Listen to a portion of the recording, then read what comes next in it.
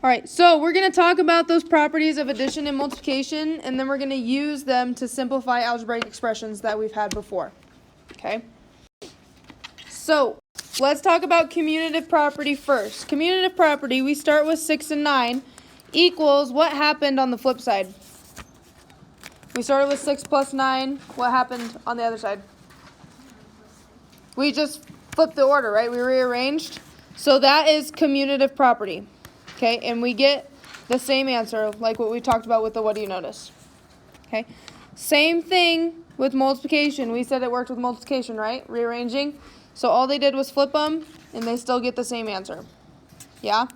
So that is commutative property when you just flip the order. Okay? Now we're going to talk about associative property. What's different? So I'm looking here. What's different? There's parentheses, okay? So looking on this side here, this left side, it's grouping 3 and 6 first, okay? What's happening on the right side?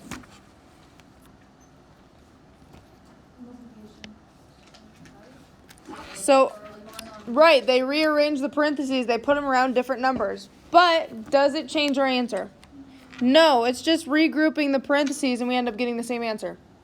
Okay, but remember, it only works with addition and... well, I know addition and subtraction go together.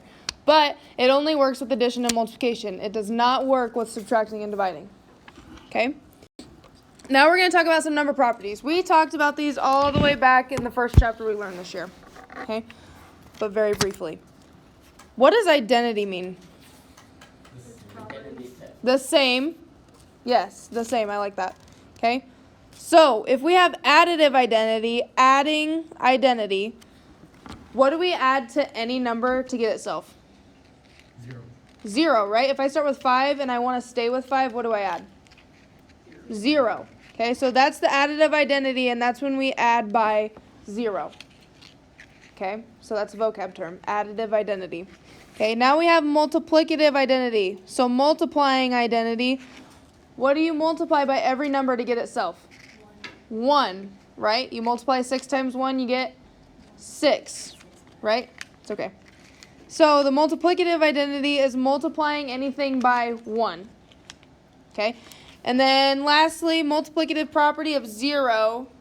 Anytime you multiply anything by 0, what do you get? 0, right? That's what that property is saying. Anytime you multiply by 0, you're going to get 0. Okay, so those 5 words that we just talked about, those are going to come in handy. Those are our vocab words. Okay? Now, we've already talked about this, just talks about why division doesn't work, and we already proved it with the what do you notice. Okay? So, go ahead and try these 2 slides. Try this slide, you're just naming properties. Try this slide, next slide. Okay, you're just naming out of the 5 properties. So, just matching vocab. So, A has parentheses, so that one would be associative. It has parentheses on both sides. So on one side, it groups A plus 3. On the other side, it groups A plus 3. But what makes it different? Does anything really make it different? No, it groups the same thing, right? Okay. What about B? Okay. What are we doing on the left side? Multiplying by 1. And then on this side, we just have the answer, right? So what is this property called? Multiplicative identity. Because we're multiplying by 1. And when you multiply by 1, you get itself. Okay? And then try that. On those next to A, what's happening on A from left to right? Same thing, but what's different? Rearrange, so what's the vocab term? Commutative. What about B? What do we notice? There's parentheses on one side or both sides? So which one is it? Associative, because it's just regrouping and rearranging. You got it. Questions over vocab. Okay, use your notes to help you with vocab. Okay? One more thing we got to talk about is simplifying algebraic expressions. Okay, so we're going to be looking at like terms now. So on A, let's just look at A. We have 3 plus E plus 7. What do you think we do? Yeah, we're going to combine like terms. So what's 7 plus 3? 10. What do we have left? The E. How do we... Okay, do we put it next to it? No.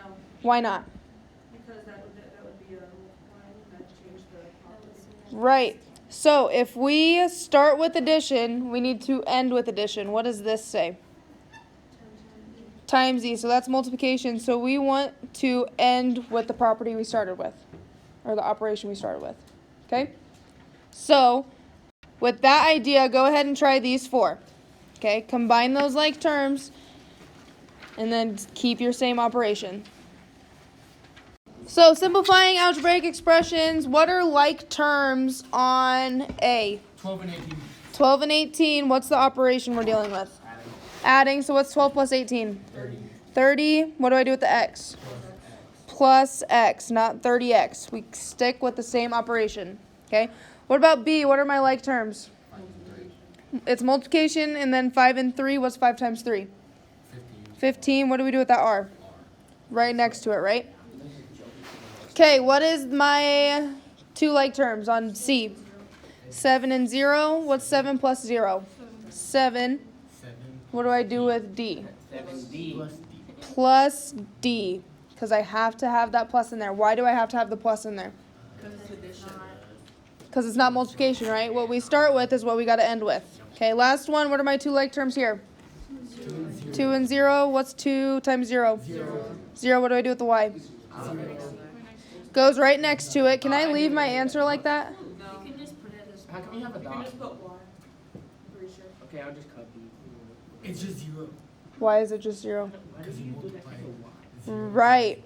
Anytime you multiply by 0 by anything, it is just 0. Okay? Even if it's a number, okay? Because what if I had y equals 2? And I put 2 in there. Does that make sense? So even if you multiply 0 by a letter, you still get 0. Anything times 0 is 0. Okay? Questions? I know it's a lot of vocab. Okay? All right.